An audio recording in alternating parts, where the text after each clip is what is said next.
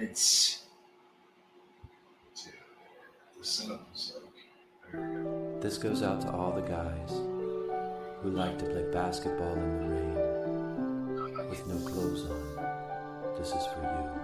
I know Jesus saves.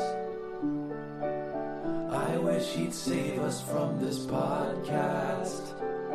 I know he looks after you and me, but I wish he'd take us far away from here.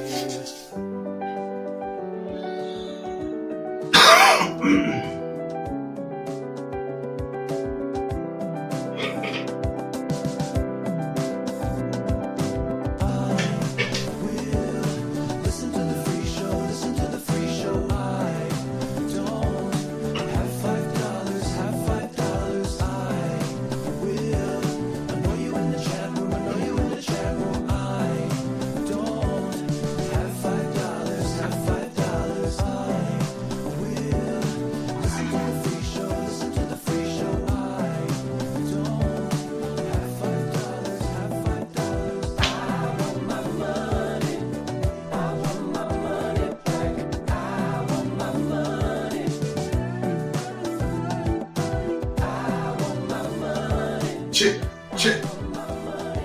Holla, holla, holla. Welcome to IDM episode 122 on a special Saturday edition of the show. Super excited to be here. Love you guys. Love the dogs. There's some dogs in the chat. What's up, Shorts? How you doing, man?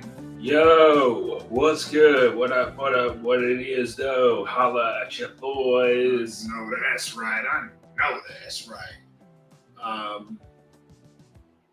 Yeah, what a late night episode. You know, it's been a while since we did this, but you know, let's see how it goes, man. I brought you something special. Right. I don't know if you've seen this, but it's been going viral on the TikTok. You see these Dubai chocolates? Oh my god, I keep hearing the 7-Eleven guys push it on me. Oh really? Every 7-Eleven I Oh go my to. man, you have to try this. It's so good. Oh my god. That's what they do, yeah. And you're like, chocolate is American, okay? I'm an American. I eat American chocolate. Excuse me, we're basically in chocolate city. So, I mean, I've seen it everywhere too. I don't know what is it. It's milk chocolate with Kadai. Shorts is printing out another show sheet, guys. I don't know if you can hear that, but All right, Dukes, take it easy. Noises are allowed to happen in the back of the room without people calling attention. No, but you guys, as you guys know, it has previously shut down the show before, so if that happens, that's why. All right, milk chocolate with Omar Gaddafi and pistachio cream. Wait, real quick. Yeah. Let me do a quick take heat check on you. Yeah. What do you think of Muammar Gaddafi? Oh, you don't want to hear what I I do. Okay. Now, this guy is a guy that was murdered by the American military, more or less. Oh, shit. Not military. Essentially, like, thrown out of his country in Libya. Hang on 1 second. Mike Cook says audio sounds no bueno. Can you guys let us know if it still sounds no bueno or whatever? Someone in the chat let us know. Go ahead, continue. All right. Go ahead. Muammar Gaddafi was set up for a coup, supposedly by the American government, and then murdered by his own people with, I think, a broomstick in his ass. Yeah. Is that what they say? Sounds like I'm listening to a recording of a recording. God damn it. Yeah, it's off. Sounds like you're talking in a bathroom. Fuck. Okay. All right. Well, let me put this Gaddafi chocolate over here. Yeah, my thoughts on Mahatma Gaddafi. was set up for a coup. Oh, dude, you got the audio settings off. Go to settings. Settings. Yeah, audio. Audio. Yep, you got the camera mic on. Oh, idiot. Freaking stupid idiot. I checked with him right before. I said, "You got the settings?" Yeah, on? that was my bad. My bad. All right, it should sound a lot better now. Welcome to the show. Thank you for letting us know. We'll get it maybe episode 150. Fuck. All right, so Muammar Gaddafi. All right, Mahatma Gaddafi. All right. Set up for a coup. Yeah. By a government, and then they ice cube, no Vaseline, him with a broomstick in his ass until he was dead. Yeah, they dragged him through the streets. And you know, a lot of people say, let me just pull this up for fuck. God damn it, dude. I got a new computer and anyways. He was a very good looking guy. Right? Could you pull a picture up of him? Well, yeah, I think you have to, because I got the the audio and all that shit running from here. No, here's what I think about as I get older. Look, he was probably a tyrannical ruler, He probably ruled in the same way Saddam Hussein did. He was like a tyrannical ruler, like those nuns used to beat you with in like Catholic school. Yeah. I am starting to look at foreign wars that the U.S. has been involved in through a different lens than I did when I was a kid. When I was a kid, I was like, different lens or the same exact lens. When I was a kid, I was like, man, Toby Keith is right. The most American thing we can do is bomb everyone who lives in a cave in Afghanistan. Yeah. Right. Without even thinking about like, what they have? What did he say? What did Bush call them? Nuclear weapons of mass destruction. Anyways, whole point is, I don't like going to. I don't want to say it. Okay, I don't want to say it. You're gonna get me canceled, and I can't do it. Okay. What do you think about Mahatma Gandhi? I think he was a very pacifist guy. Yeah. I think that the Indian people loved him. Uh-huh. I think he stood for a lot of good in this world. There are people that they have a lot of resentment for Mahatma Gandhi and Mother Teresa. Why? Like that they were plants. Like industry plants. Yeah. Like Bobby. Like industry plants are like hostas. They're saying like basically Mother Teresa was the OG Bobby Altoff. What does that take? Okay, well, let's try the Candy. Can you read the wrapper real quick? Sure. Here you go. Let me break you off a piece. Let's see how it tastes. Gaddafi v. Antep Fistiki. Oh, the English part. Oh, milk chocolate with Kadaif in pistachio cream. Mm-hmm. Here you go. All right, cheers, brother. It's like we're in Dubai. Okay, you didn't cheers me. You just ate it. Cheers. All right, I'll cheers you even though you already touched it. All right, thanks. You know what, dude? This is a snack, and we have sort of like a round table here. This would be a good segment for us to do. Scrumptious. I give this a 4 snacks out of 5. Okay. I see where we're going with this. Now, here's what I'll say. Do I buy into the hype? No. It's every time something is super hyped, and they're everyone's talking about it on TikTok all day, it's not going to be as good as people are saying. Right. You just know that. Like, how good could a piece of chocolate be? It's pretty damn good, though. It's not bad. There's like a big thing in Europe about adding pistachio into chocolate and stuff like that. Mm-hmm. So I was curious how that part was going to taste. It does come through a little bit. Yeah. Yeah. You can Foreigners are obsessed with pistachio, dude. I know. It's so annoying. Like, every time I go to Morocco, the default ice cream flavor is pistachio. It's so annoying. Like, no, no kids want to eat and that's the other weird part. No, The but kids that like mean it. pistachio and cream. Oh shit, we got one of these. All right, let's start the show. But we got a couple of these we gotta get. Alert. I have relationships with women and sex with men. And I got news for you. That means you're gay.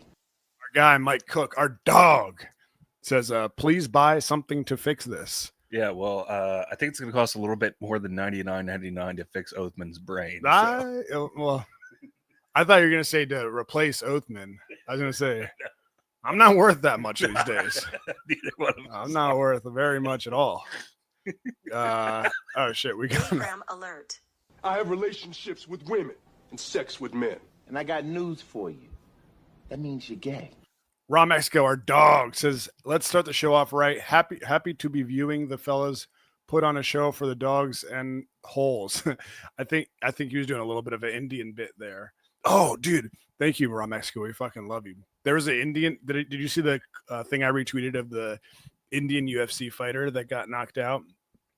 No. There's like some Indian UFC there's one Indian UFC fighter and he got like knocked out in 12 seconds by this Korean dude. His name Mahatma Gandhi. And I retweeted it and I said, he is needing to be doing the practice. I basically gave him MMA advice, but in the Indian voice. You know, annoyed me? Luke Thomas liked it. Or he didn't like it on Twitter, but he texted me and said he liked it. Oh, dude. I'm like, dude, that what are you afraid of fucking? That's classic closeted racist white guy. Oh yeah, definitely. That is the Mike Wise bit. Oh yeah. That is on the air. He'll play like the, I really care about black that's where I draw the line. and then, Talking about Indian people. Behind the scenes, he's like, I mean, honestly, the N-word is pretty cool.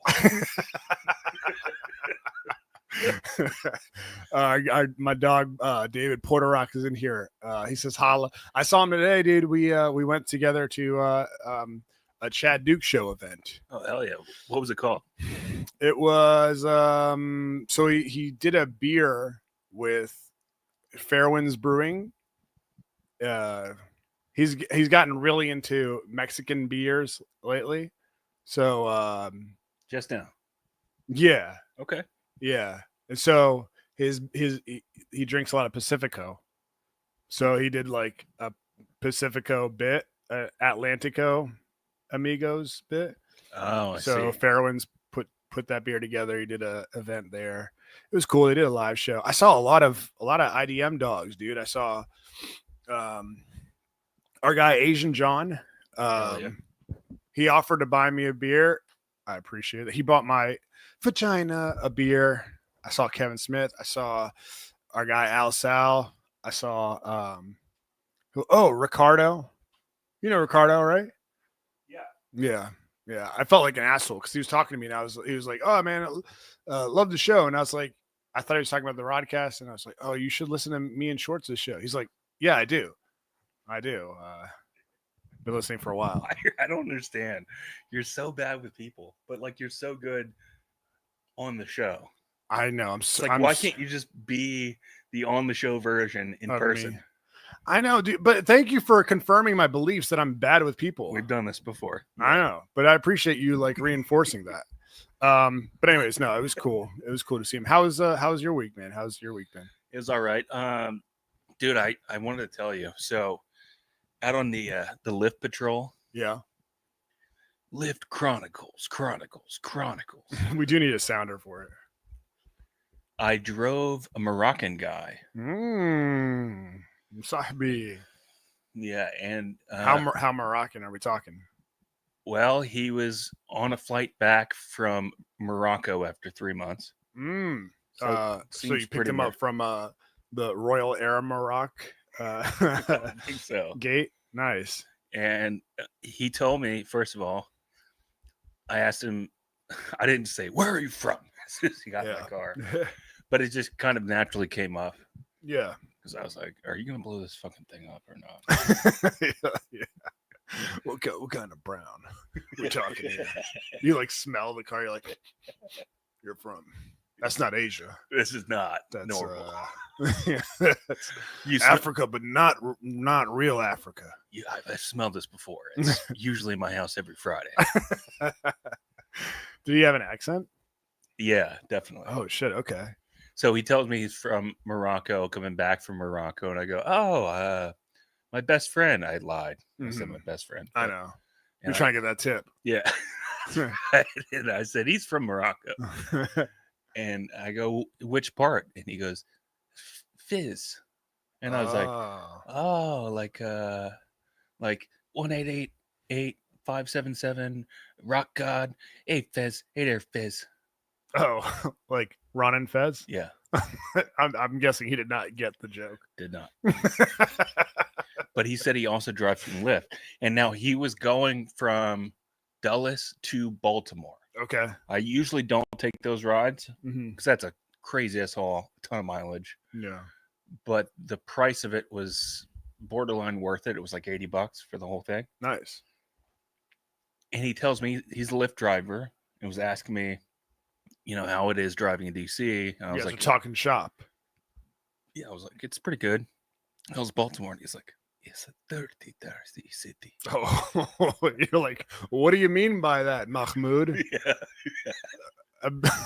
Abdul, what are you trying to, you mean there's a lot of pollution? What are you getting at there? Samir? So I said, oh, that's interesting. That's an interesting take you have there. Yeah. And I assumed when I finally dropped him off from one Lyft driver to another, Right. I was like, he's going to hook me with at least a tip, like a Yeah. decent tip. Yeah, obviously. It's like anytime you're being a waiter, anytime you go into a restaurant, you usually over tip, because you just know the struggle. So, I'm strictly in a mode right now where, I give each race one chance. And then Okay. now they're representative of all their people. Okay. Gotta say, Moroccans, shitty tippers. Oh, come on, Oh, dude. 0 tip. Hell no. On a 65 or 70 mile ride to the north side of Baltimore. Damn. That's pretty shitty, dude. I'm sorry. Yeah. Damn. Wait. So how quickly can you see, oh, this motherfucker tipped me or he didn't tip me? Well, I think the passenger has like 24 hours to leave a tip. Oh, okay. No, I factored in. I was like, well, he's coming back from like a 9-hour flight from, Africa. I was just trying to decide, figure out in my head what the window is to get away from a car without them realizing that you're not going to tip. So it sounds like you have 24 hours. You know what? I feel like if Lyft and Uber did the bit where is there a pop-up that comes up when you're done with your ride that says like, would you like to tip? Blah blah blah. Yeah. Oh, okay. Yeah, it'll show you like your total. Yeah. And then it'll say like, would you like to leave a tip? Damn. It'll have like a standard menu like $1, $2, or custom amount. Okay. Custom amounts where you can hook your boy. Damn, what a motherfuck guy. When I was talking to my vagina today, Yeah. and she was like, I wouldn't be too offended if people don't tip you. She goes, a lot of people's, like if they're on a business trip, their companies don't let them tip. And I go, Get the fuck out of here, what? dog. She goes, like, my company won't expense my transportation if I leave a tip. And I go, that's not true. This guy's a Lyft driver from Morocco. This is not a he business. Just get back from a Lyft convention. So I asked him what he was doing over there, and he was like, "Oh yeah, I was, on an extended. I was in training camp." What the fuck, dude? That's fucked up, man. Come on. Are you sure you didn't leave you any Lyft bucks? No. Like in the app? Yeah, he could have got you some, some rewards. Damn, that sucks though, man. So I was actually talking to David and my vagina about this today. Can you give us the breakdown between your weekly schedule. Like, are you watching now that you're never now that She Who Shall Not Be Named is back to work? What is the schedule like with you doing Lyft and her going back to work? Who, like, when are you supposed to watch the kid? When is she supposed to watch? So I watch it when she's working. So basically like 9 to 5 every day. Damn, dude. And then I squeeze in Lyft whenever I can. So either 5 to like midnight, or like I wake up early the next morning and do it. Those are some long ass days, dude. Yeah, it's been rough. I feel for you because people always say this. I know it's hack to say this, but like how difficult it is to watch a kid and how a stay-at-home mom is like the toughest job of all. It really is kind of fucking exhausting. Yeah. I mean, you're still in the stage now where like the baby takes multiple naps a day, so Yeah. it gets a little harder when they stop napping, but yeah. I mean, in fairness, so does Daddy. yeah. Damn, dude, I didn't know it was like that.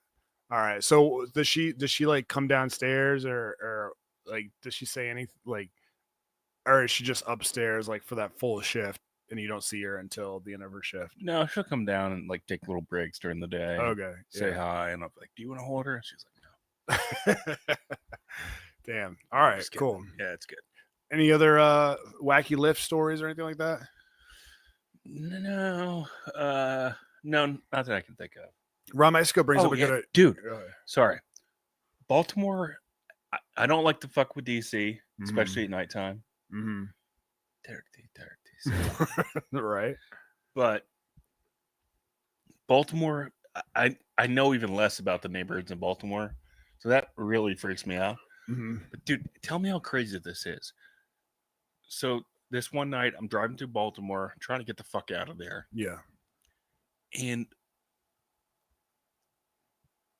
like, I would say a pack of about 30 roving dirt bikers. Okay. I thought you were going to say a pack of something else. And we were going to have to end the show, but go ahead. Dirt bikers. Uh-huh. About 30 roving dirt bikers Okay. pulled up next to my car, like on all sides. Like a Rough Riders video. Yeah. Damn. But like, I was thinking about that. I'm like, what do you do if you have that in your city? There's nothing you can do. Like, none of them have license plates. They're just freelancing. What do you do as a to combat that as a city? There's nothing you can pretty much do because they can outrun the police. They can take side streets. They can outrun the police, you think? Yeah.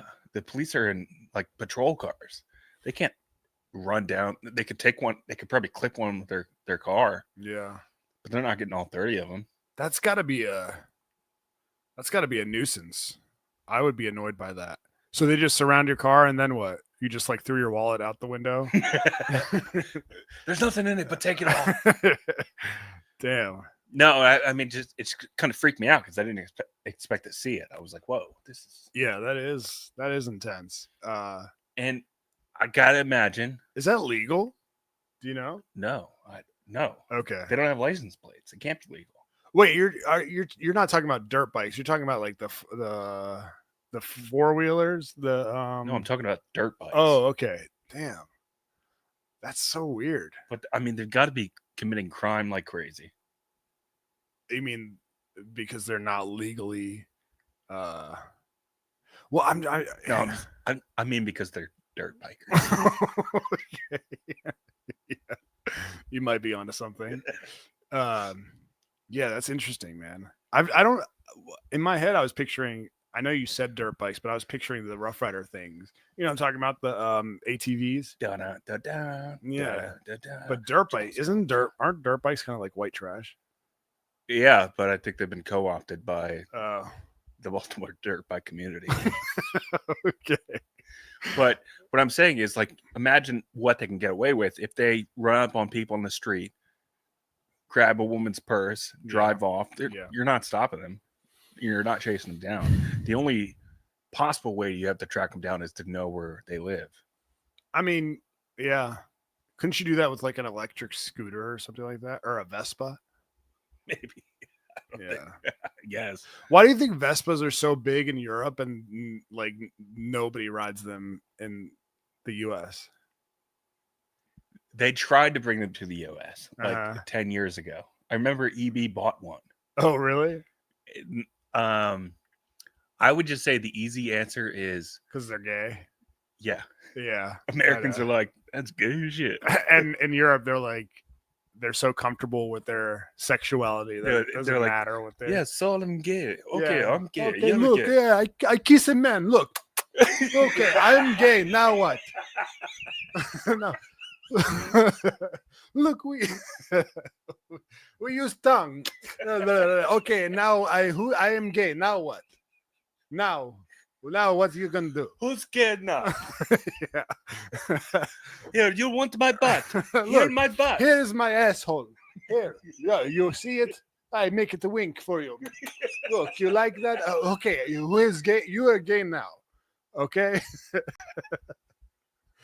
Yeah, that's probably it. They're probably so gay that it doesn't even. Oh, not that they're so gay. Although you do see sometimes like they do this in Europe. Friends will like walk down the street with their arms, interlocked. You know what I'm saying? Oh, yeah. Yeah. Anyways, damn. Okay. Well, I'm glad it wasn't a terrible week of Lyft for you. We got plenty of shit we want to get to tonight. We might have a guest in studio. My high school friend, dude I know since 6th grade, is in town and he wanted to hang out. And I was like, I'm doing IDM. He's like, can I come? I was like, sure. If we can talk about, I'm gonna come. pause. I was like, if we he's got a high profile Hollywood job. We've talked about him on the show before, but I was like, if we can talk about your high profile Hollywood meetings, he's like, sure. Yeah, if you can be honest with us about all the dudes you've had to fuck to get where you are. Yeah, sure. right. Yeah. We want to know who's gay and who's riding Vespas and who's not. Yeah. Oh, okay. Who is gay now? Give me the kiss. But all right, should we get into a topic or should we give dogs a quick shout out? Shout outs. All right, let's do that right quick. It's time for our big time P1 shout outs.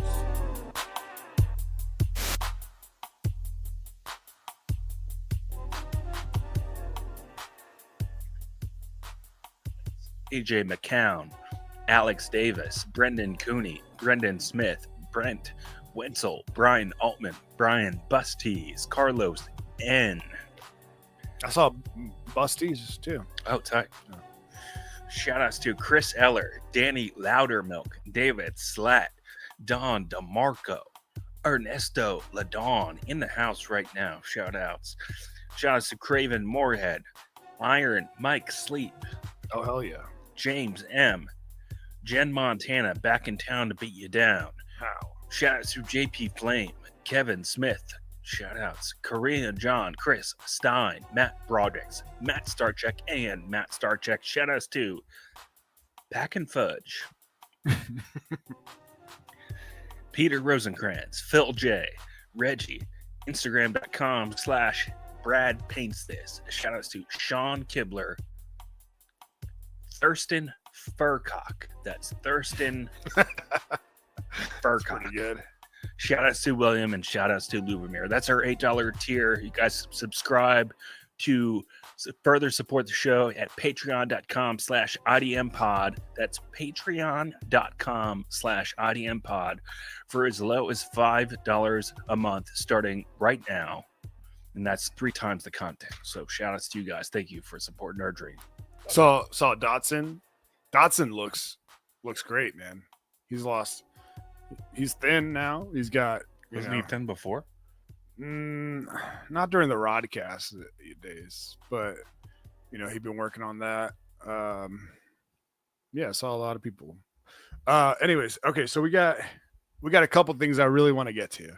I'm glad you put this on the show sheet because I wanted to talk about it, but I was like, maybe I should wait till he actually watches it. But you have been watching the Sherry Papini docuseries. Oh yeah, which Sherry Papini, Buonasera. Yeah. So for those who don't know, Sherry Papini, I can't say that name without thinking of the Eminem line where he goes, like Sherry Papini or Harry Houdini, I vanish into the thin air when you see me. Isn't it crazy they found a way to like a name that rhymes exactly with Harry Houdini? That's impressive. I every time I hear Papini, I just think of Peony, the Peony part. I think of paninis also. Ooh, yeah. Anyways, Sherry Papini, the movie or the docuseries about this lady who got kidnapped and taken away from her family and returned 22 days later. And I guess I haven't finished it. I think I know what happens because I listened to a Case Foil episode about it. And I think she just faked the whole thing. But I would love to talk about that. I also want to talk about, so you know, Cardi B was married, or I don't know if she was married to him, but she has kids with one of the Migos rappers, Offset. Yeah. And they got kids together, and they're finally officially breaking up, even though they've been on and off for a long time because she kept catching him cheating on her. Because shocker, but he is asking for spousal support from her, and she put out this like 3-minute voice message on Instagram, and it's the funniest thing ever. So I want to listen to that with you. I want to talk about Travis Hunter, marrying that fucking hooah. But what do you want to get into? Well, let's start off with the Sherry Papini. Okay, because I'm all over this. And you know what? Just for S's and G's, dude. Let me just play this right quick, okay? I know it's not officially an episode of this, but why not? What up, dogs? It's Alex Jones, and it's time for our conspiracy connoisseur to take you on a wild ride through the weirdest corners of the internet. Grab that tinfoil hat. It's time for Boucherub's Bizarre Beliefs. Sherry Papini, Harry Houdini. Let's get into it, because we're gonna be coming up with some theories here, right? Yeah. All right. So here's what I found interesting about it. First of all, this is essentially a response documentary to the one that came out on Hulu like 2 years ago. Oh, I didn't know about that. So there was one that came out on Hulu in 2022, and it was all like her husband's or ex-husband. I don't know if they're divorced yet or not. Okay, real quick, I just want to ask you this: was she hot? Kind of. Okay, all right, because she's definitely a hooah. You know what I mean? And she's an attention seeker. So I'm trying to figure out if she fits that mold of, hot chick that. Well, you know that she like smokes some good butt. Yeah, definitely. Like, anyways, go ahead. She is going to please your Papini. All right, sorry, go ahead.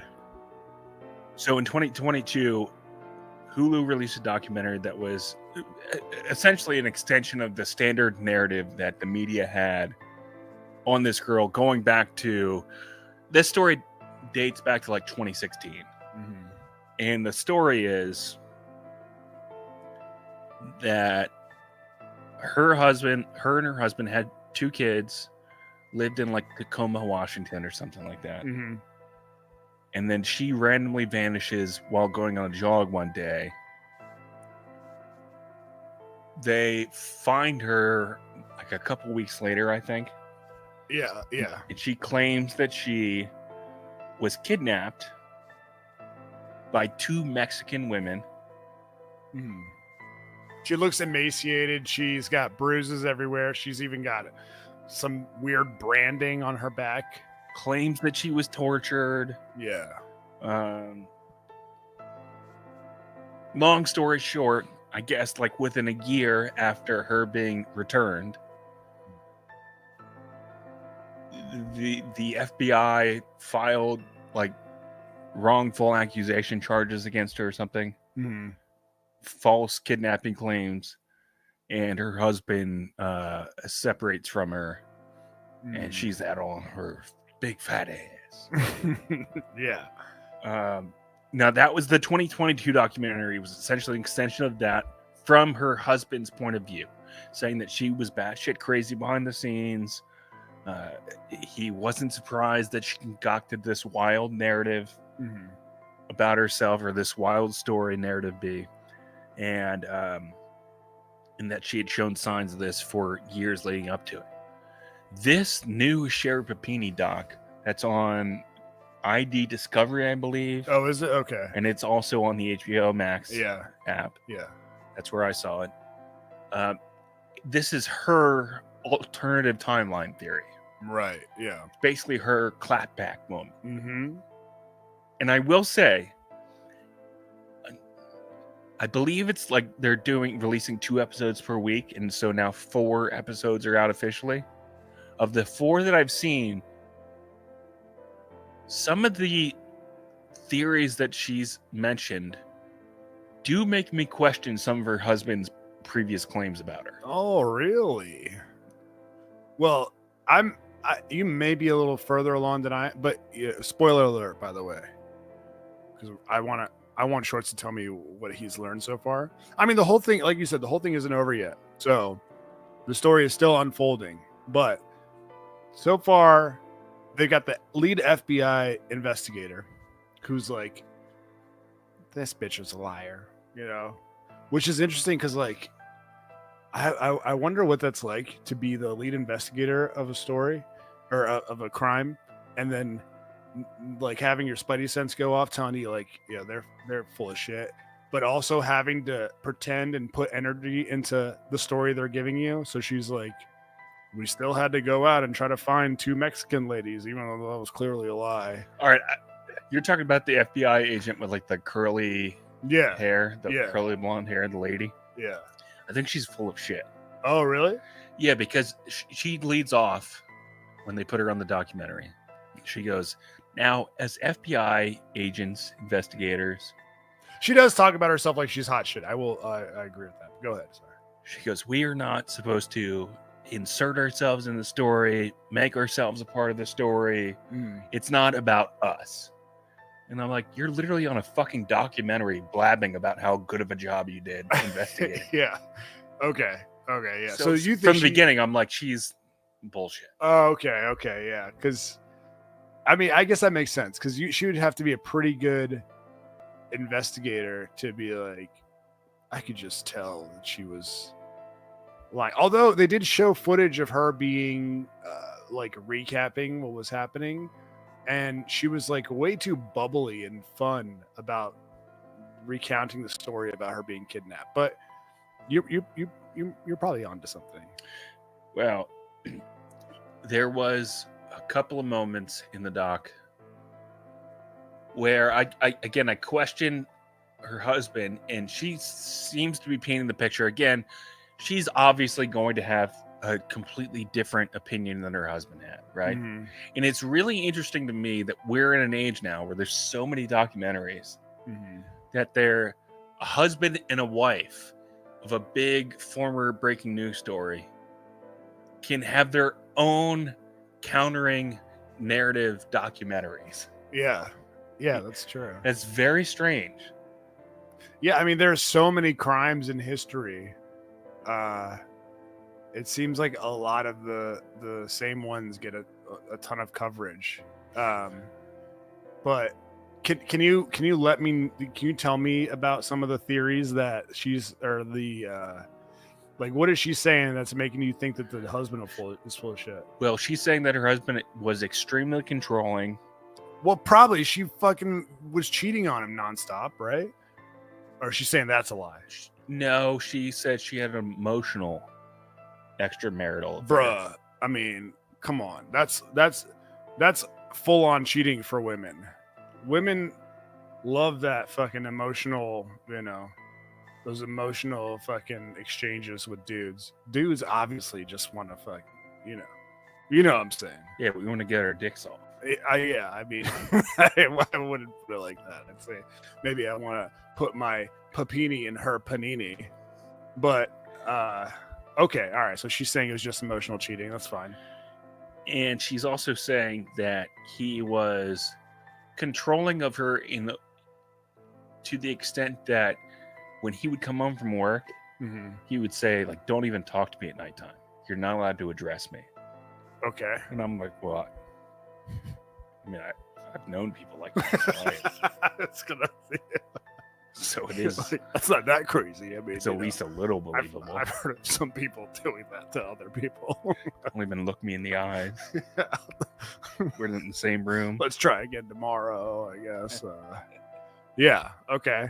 So she said that he was really mean to me. Okay. So that, I mean, even if he was, that doesn't really like poke any holes in. Well, she also says that. Keep in mind, she was convicted of the charges that were brought against her, but that was after she accepted a plea deal. Okay. So you can color that one of two ways. Either she was guilty and knew it, or she felt like she wouldn't be able to prove herself innocent. Okay. Because the evidence was just too damning, even if she was innocent. So she believes that a different person, like she said, her ex-boyfriend who she was supposedly having this emotional affair with, is the one who actually kidnapped her, and that all this false information she gave investigators after the fact, after she was like returned home, was her leaving breadcrumbs to the FBI or whoever the investigators were. Like, well, they found his DNA on her underwear, right? Right. Her ex-boyfriend's. And also she says the two Mexican women that she claimed initially kidnapped her were actually what do they call those sketch artists? Sketch artists. Yeah. Were her sketch artist description of this ex-boyfriend who kidnapped her's mother. Okay. Meaning like she was hinting that she was in on it too. This guy's mom. But she didn't want to just come out and say it was my ex-boyfriend. Yeah. So she just maligned an entire race of people instead. Yeah. Which I mean we can all get on. Yeah, I mean we talk about Mexicans here and there. Okay. So anyways, the series is still unfolding. It's pretty interesting. I'd like to know what the dogs think, if she's hot or not. You know, that's actually kind of what I care about the most. And then we can talk about her theories. But she seems like a huge fucking hua liar, to me at least. You know? Because, I mean, all her friends, her childhood friends are like, okay, if I'm going to be honest, like, she pretends to, you know, get kidnapped a lot. And this isn't the first time it's happened. Like, they legit say that. Like, she's really dramatic and she does shit like this sometimes. I mean, 22 days is a lot of time to be missing, but well, she has her therapist appears in the or psychiatrist or whatever. Yeah. Appears in the documentary. And he says that she is diagnosed with histrionic personality disorder, which really? is being overly dramatic about like non-dramatic things. Oh, okay. But I know some people like that. But this also, dude, I'm right here. But she's also, he says that stems from trauma in her childhood. Mm-hmm. And then they hint at she was basically molested as a kid. Oh my God, dude. I mean, dude, I do not. Why does it always go here, dude? We talked about it before. Look, I'm not trying to throw shade at people who molest other. No, I'm playing. I'm not trying to throw shade. Well, you were telling me before the show that you said, "What's the big deal about what Larry Nassar did?" I don't know if I said that. And you said, actually, the testimony that the victims gave in the courtroom was kind of tantalizing. No. That's fake news. Okay. That's what you said. That's fake news. Just reporting what you said. All right. I mean, you basically tweeted free said, free Harvey Weinstein. You said, "I dare you to watch this Larry documentary without Larry Nassar documentary without getting hard. That's what you said to me. I mean, but that has nothing to do with him. Anyways, I don't look. I'm not trying to victim shame, or what is it called? No, victim blame. But we've talked about this before. How many times have we talked about true crime stories where someone, to save their ass, is like, okay, but I was molested a little bit, so that's kind of why it happened. Casey Anthony. Yeah.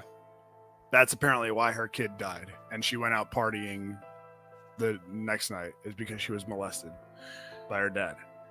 Yeah, it's kind of like this unprovable cop out almost. It's like, because you can't go back in time and prove that your dad or stepdad molested you. It's like I don't want to say it, but also the Menendez brothers, right? That's what they said.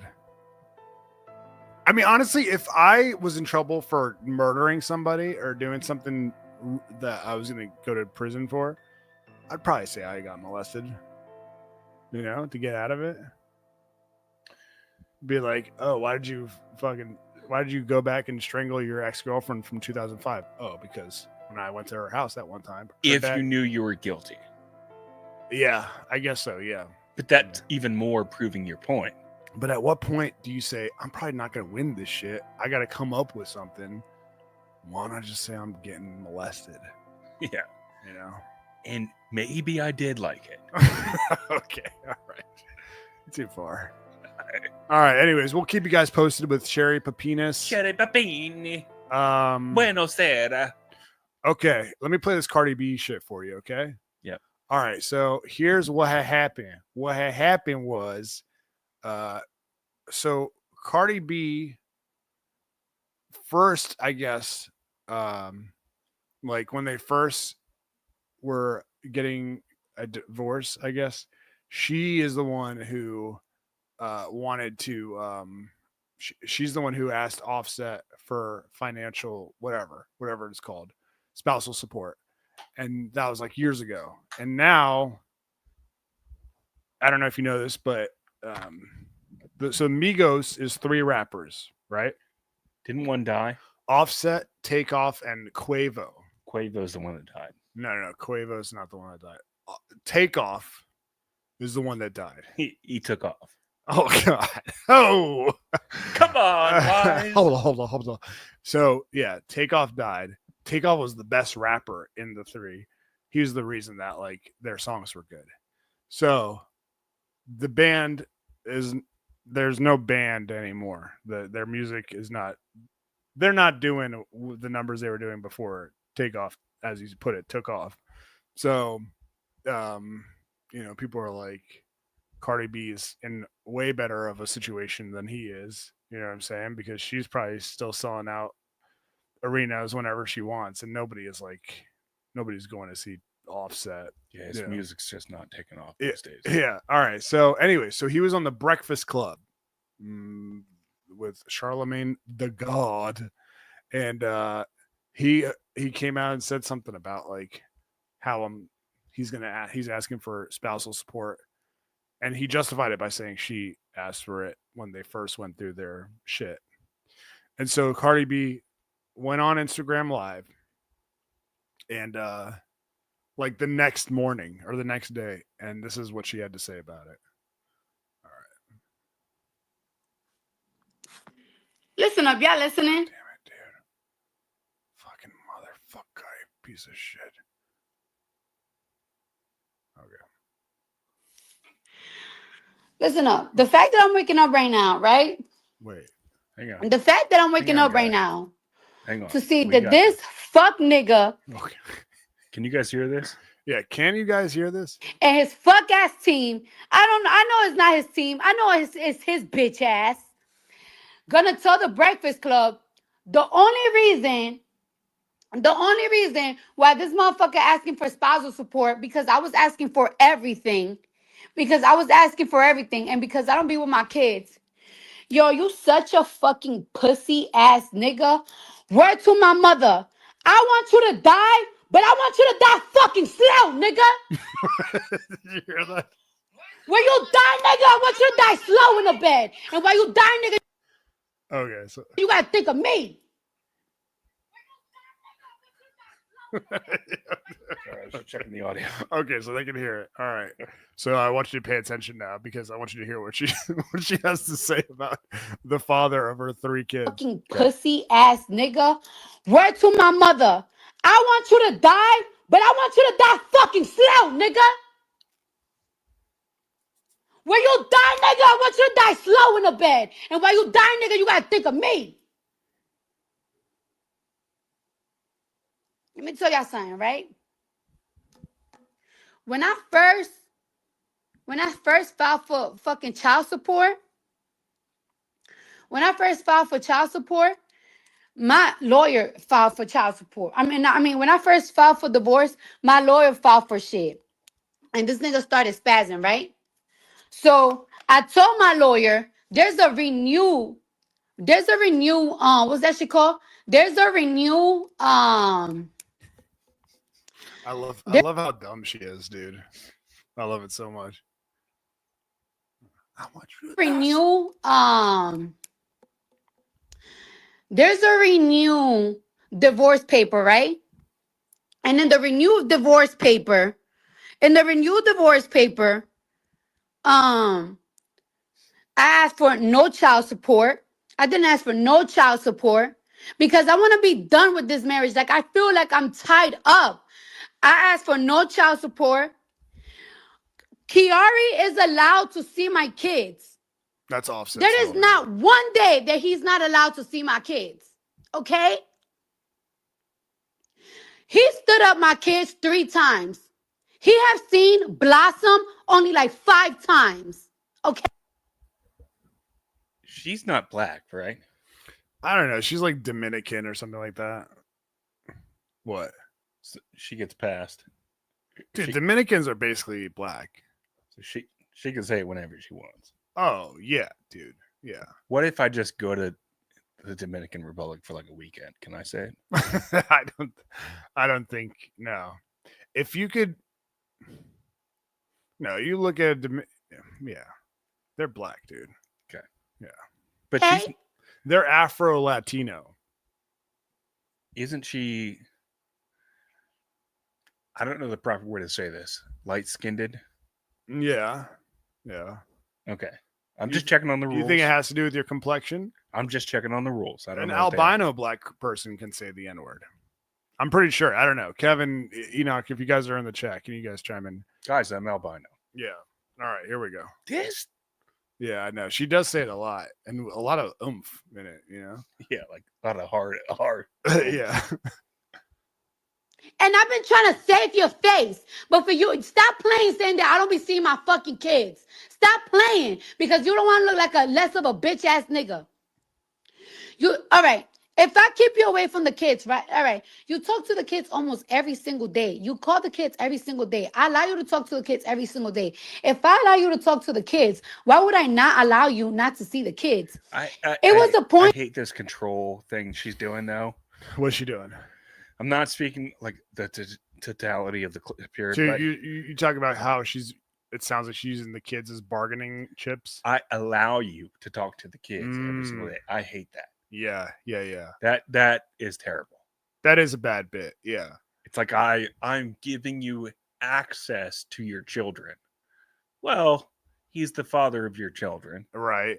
He should be granted access. But from what she's saying, what if she's 100% truthful about him standing up the kids like 3 times in a row? Being like, yeah, I'll be there. And you tell the kids, yeah, your dad's going to show up, and he doesn't show 3 times. I mean, doesn't that give her a little bit more authority over them if like that's how he treats the relationship? If what she's saying is true. Yeah. All right, that he was making a big deal like, oh, I'm not going to go to New York to see the kids because I'm not going to be seeing my kids in a hotel room. All right. I was like, all right, so you could see him in my mom's house. You still made it a big deal. And I love my daughter so much. Yo, if I'm lying, my kids could die if I'm lying. I said, you know what?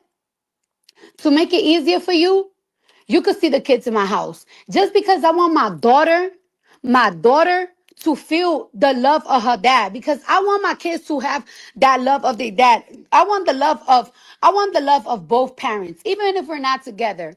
Respect. Also, the last time we seen the kids was in March on Cody's birthday. Okay? So before you start talking to me about I don't see my kids, let's talk about it. You haven't seen the kids since March. Okay? You say it was gonna. Okay. Jesus. Yeah, so that's basically the gist of it, dude. You're on Cardi B's side or Offset's side, or neither? Again, if what she's saying is true, I'm definitely on her side. Yeah. But I can also tell from like the way that she's talking that there's a very real chance he could be driving to go see his kids, Mm-hmm. and then he just hears her voice in his head, and he's like, "Nah, I can't do this." Yeah, not today. Yeah, I already got a migraine. all right. I need my Sumatran. Yeah, where's my super trip there? Dog. Hey, dog, let me get some of that. You know what annoys me about her though is, I mean, a lot annoys me about her, but she's like dating Stephon Diggs now from the Minnesota Vikings. Yeah. He was at the Knicks game with her. Yeah, and he's like, there's that video. I don't know if you ever seen it. No sports, no politics, guys. But I don't know if you seen the video of the Vikings locker room where some reporters like, if you had to have one of your daughter date one of the players on the team, who would you not want her to date? And then the guy goes like player to player to player, and every single player is like, Diggs, man, hell no, she ain't like. Yeah. He's a known womanizer, dude. And this past weekend, a video leaked of him on some fucking boat or yacht or something, surrounded by like 3 huas, and he's like insisting on them calling him daddy, and there's like pink cocaine or some shit on the table in front of him. So I'm like, yo, like, you're mad. You just dealt with this dude who you had kids with who cheated on you in public, like publicly, over and over and over, and then you fucking date Stephon Diggs. Like, I don't know, the shit like that annoys me. I'm like, you want better for yourself in your life, but these are the choices you make. Well, this is kind of like the Dr. Drew Loveline take, but you know, he always used to say on Loveline that women tend to be attracted to the same type of man. And maybe it's just men are too. That it's harder, but that it's harder for women to like break the cycle. That it stems something. Wait, men are too? I don't think men are too. I don't believe that. Okay, so women are for sure. And that usually it stems to something in their childhood. Maybe it's like some sort of pattern that's embedded in their brains that relates men to their father, and that's kind of what they look for in men, regardless of whether it's good or bad qualities. Yeah, I don't know. Do you believe that? I mean, to a certain extent, yeah. I feel like some women just want to date like the cool guy, you know, the guy that everybody, you know, every girl wants to fuck. I also think it's like a different strategy for celebrities too. Like they kind of work from a different playbook because they can have anybody they want. That's true. So I don't know. Like, what about Serena Williams? She went from dating like, I don't know, didn't she date like a bunch of rappers and LeVar, and then she married the nerdiest white dude you could possibly find, Alex Ohanian. Yeah, have you seen that famous picture of like them both in the swims, like in their bathing suits, and she looks like freaking, you know, a professional athlete, and he looks like. Actually, let me just show it to you. It's funny. It's so funny. Yeah, he's like one of like the co-founders or CEOs of Reddit or something like that. Oh, is he? Yeah, and he's from DC too, I believe. Oh. But yeah, I guess you couldn't say that he reminds her of her father because her father was a black man. Oh, was he? Yeah. I'm playing. All right, here we go. Yeah, this is the picture. It's so fucking funny, dude. I almost feel bad for him because like it's probably awkward for him anytime he has to be shirtless in public with her. Yeah, we've seen Poor guy, dude. Dude, white guys on yachts, like rich white guys on yachts, shouldn't just keep their shirt on. He is the pastiest white guy. Because like every time I see a picture of fucking a famous white dude in like, you know, some lavish vacation, the brightness of their body always ruins the picture. Like that famous picture of Elon Musk, you see him, he's on like a boat shirtless. He's got that big old barrel chest. Well, isn't it? I wonder if this comes into play too. You know how there's like with a lot of cameras, there's like a color correct a default that makes it difficult for like white people to take photos with black people. Maybe it's making him auto adjusting to make him look extra white. Yeah, that could be it. Yeah, freaking Elon, dude. Fucking, what was Elon thinking, dude? Here, let's see this shit. Oh my god, dude. What is going on with his torso? Oh, dude. How is his torso so wide? Look at that boar. Please get him out of South Africa. Jem Montana says, I've seen custody cases that had to specify days, and times when the parents could call the kids if they're with the other parent. Sometimes people just make a ton of excuses and say the kid is busy. Oh, interesting. Yeah, plus it gets into like a weird territory too, where like there's legal battles over custody. There's a lot of games that are played, and a lot of times lawyers are behind those games. Dude, I mean, so it's hard to take everything at face value. Yeah. I've seen enough episodes of Teen Mom, you know, back in the day. I don't really watch anymore. I wish I really watch it anymore. I don't keep up with it, but the dads were like such pieces of shit. Like there's this girl Chelsea, and the dad's name is like Adam or something. He's like a fucking or something, as if you don't actually know. It's been a while since I've watched, but the poor daughter, dude, she like just wanted to have like a relationship with a dad, and he was just such a fucking bag of shit. So I'm not surprised. Like when I see this, I'm like, I bet you it is hard to get them to treat the relationship responsibly, you know. But yeah, I just feel so bad. I mean, as a parent, well, yeah, as a parent now, yeah, dude, as a child of divorced parents who eventually worked it out and got back together, which is a very rare scenario. Yeah. I always feel for the kids in these situations because it's just awful being the kid and hearing your parents kind of going back and forth, talking shit about each other behind each other's backs. Like it's the worst feeling in the world for the child. So if I were to ever be in that situation, I guess I would have to be married first, but I would do whatever I could to make it as easy emotionally for the child as possible. And that would be the first and foremost thing on my mind. Speaking of emotionally easy, our dog, sponsor of the show since day one, Mike Cook, makes doing the show emotionally easy for us. He actually just sent his payment for this month. Got a new website coming. Okay. I sent Shorts a little preview. Oh, I loved it. Yeah. Let's give him a quick shout out. Now, this is neither here nor there. This has nothing to do with sponsorship. Mike Cook may or may not have blocked me on a text message. Oh. He doesn't respond to my text anymore. Oh, no. But that doesn't mean he won't respond to your text if you need a plumber. Okay? Whether it's a large job or a small job, Mike Cook is licensed and insured.